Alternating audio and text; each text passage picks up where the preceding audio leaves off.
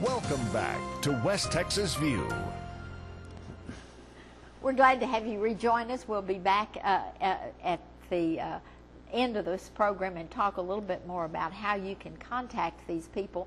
But grab you a pencil and write down the information that rolls across your screen. But in the meantime, we started the process of, if I knocked on the door and said, I want to talk to you about the possibility of joining the Army, or I want to talk to you about the possibility of my child joining the Army. And they were leading me through the process. And you said, after we check the eligibility, and then what? Okay, so after that process, then the next process we're going to do, once you're fully eligible, we're going to test you to see exactly what you qualify for. So once we figure out exactly what you get in your test, we'll answer you right there on the spot, put you in our FSR2S system, which is a Future Soldier Remote Reservation System, and look at all the jobs. Now, once you look at all the jobs, you decide exactly what you want to do. You get to pick that job, and the job is so great, the system is, because you get to see exactly what date you'll be going to basic training, and then what date you'll be doing your AIT, which is your advanced individual training, where you start learning your job. So you'll be able to plan so far in advance with family and friends and things of that nature for your, getting your career started, that, it just lays out everything perfectly for you. So once we reserve your job, we congratulate you on your job, and then we're going to set a date for you to go to MEPS, which is our Military Interesting Processing Station, and that's where you actually go up there, you assign your contract, raise your right hand, swear the oath of enlistment, and then you're a soldier in the United States Army. And one of the good things, I'm sorry, but one of the good things that we have, one of our abilities is to actually be able to go to your home, for the mom, dad, what we call our influencers, those influencers, to be around there so that everyone's involved in the whole conversation. That's great. And all this can be done without even signing a form. Now, of course, we go through those pre-qualifications, but, that's just our basic information. We can show you all that stuff. We have a practice test, so you don't have to actually take the full ASVAB. We have our reservations can actually be pulled off of those practice test scores. So within an hour, we can be talking, business, exactly what you qualify for in the Army, what type of incentives you may get if you qualify for any, and all those other things. And that's when we start to say, okay, now, this is the job you're looking for, but oh, by the way, this training is going to go for college education, and then we start to focus Bring on in you, all and the other everything things. comes in together, and now we're looking at the whole picture.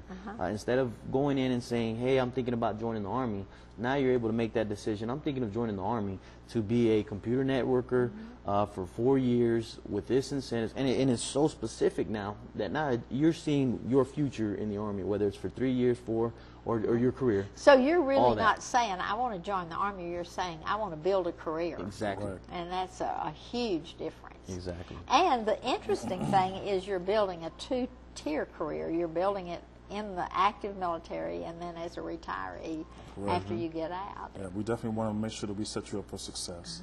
And I would like to key in also on the intangibles that you get being a soldier, the leadership attributes you're going to get. So we have our Army values, which is loyalty, duty, respect, selfless service, honor, integrity, and personal courage.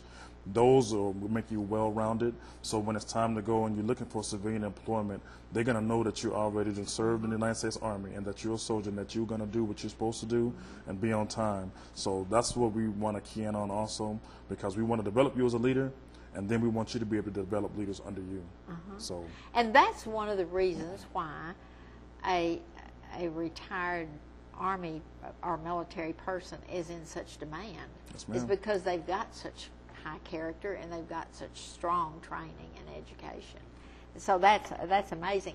And one of the things that I always say that I've heard other military people say is that this is something that I would be very proud for my children to choose. Oh, definitely. And the fact that you chose it because your mom had been such a strong influence on you. And I love what you said about that you sit down with the whole family, because this is a family decision. And they're the ones that are going to live with the boot training time and maybe the military time. But let's talk a little bit about the boot training. Okay. Do we ever have anybody that washes out of boot training? We do, and there's different reasons why. Sometimes people do get injured. Those are one of the things. Sometimes, believe it or not, I always tell my guys, my future soldiers, the hardest part about basic training, and Sergeant Shaw may have a different opinion, but to me, and what I always tell my guys is, it's just the mental thing. It's being away from home, being away from what you're Many familiar times for with. the first time. It's not someone, and it's, I understand the yelling and things, but it's just not, it's not the waking up early. It's, man, I'm so used to mom waking me up in the morning. She's not even around anymore, and I've got to wait till Sunday to make a phone call to her. And those things kind of take their toll on you. And if you're not prepared for that, if you're thinking it's going to be all physical and all of a sudden you're getting beat mentally, then those things are kind of, it's going to kind of affect. Yesterday, we took a group of future soldiers to Oklahoma, to Fort Sill, to see basic training and all that. And we walked them through a bay.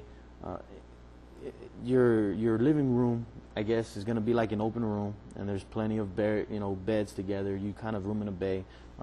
But those type of things we're able to show you. We have future soldier events all the time. Once you enlist, you become one of our future soldiers. And so we do things like that. We do training to help you learn how to march, take you out to the post so you can see, so you're not thinking you're going to a Vietnam barracks, and all of a sudden you show up there, and my guys were freaking out. They were like, wow, this is like a hotel. Because that's what we're moving to. The Army is trying to go away from all that unnecessary stress, and we're not going to make it easy, but it's not going to be as challenging as it was before, as far as the living conditions and things like that. It's not necessary, so why make it that way? So I mean, they're very nice. The barracks and stuff. I'm starting to like them. And like he was saying about being able to go out to these different posts that are located around here, it's a great tool, and we even encourage parents to come along, so they can actually see, well, my son or my daughter will be living like this, and this is what they have to go through. So we definitely encourage that. So if they're interested, all you have to do is pick up the phone, give us a call, and let us know, and we will make that happen. One of the things that also, when you mention it's not just the physical stress, but it's the mental stress and the emotional stress, because so many times this is the first time people have been away from home. And as a retired college administrator, that was the thing that I found, was that if we could just get them over that first 6 weeks of homesickness, then everything else was okay. But a lot of people would not make it because they weren't tough enough to get over, or they had a parent at home saying, it's okay, just come on home, just quit and come on home. So it makes a huge difference that you've got the whole family understanding and working together. And that's why we do our whole picture. When we talk to you, we're not just talking about the Army. We want to know about you and how we can try to build it to you, because people do start to kind of get worried and concerned, and that's when we remind you, hey, remember, this was your original intent coming in, and I've kind of forgotten that, but I'm glad you reminded me. But you were married when you went in, Yes, but ma'am. this was a joint goal that you and your wife had my made wife, together. I don't make any decisions without my wife. And so it wasn't like she was home saying, oh, why did you have to leave no. me or anything. Correct. And you weren't married when you went in. Correct, I wasn't. And so you got married later. But so that makes a lot of difference. We're going to have to take a quick break and come back and complete this program in just a minute. And we're going to tell you in our last segment how to get in touch with them. We'll see you in just a minute. Stay tuned. West Texas View will be right back.